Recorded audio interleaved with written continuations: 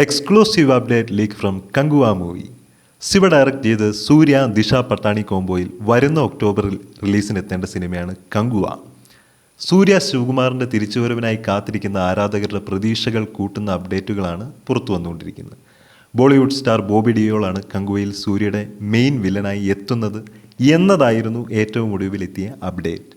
എന്നാൽ അതല്ല, അതിനും മുകളിൽ ഒരു വില്ലൻ കൂടിയുണ്ട്. മറ്റാരുമല്ല, നമ്മുടെ കാർത്തിക് ശിവകുമാർ തന്നെയാണ് കങ്കുവയിലെ മെയിൻ വില്ലൻ. ബോബി ഡിയോളിൻ്റെ ഉധിരനും മുകളിൽ നിൽക്കുന്ന ക്യാരക്ടറായാണ് കാർത്തിയെ പ്രസൻറ്റ് ചെയ്യാൻ പോകുന്നത്.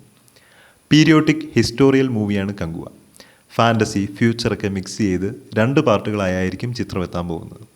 1-ാം പാർട്ടിൻ്റെ ടെയിലെൻഡ് കാർത്തിയിലൂടെയാണ് തുടക്കമിടുന്നത്. ദില്ലിക്ക് റോളക്സ് വില്ലൻ ആവാൻ പോകുന്നത് പോലെ അണ്ണനും തമ്പിയും ഒന്നിച്ചുള്ള വാറായിരിക്കാം കങ്കുവ.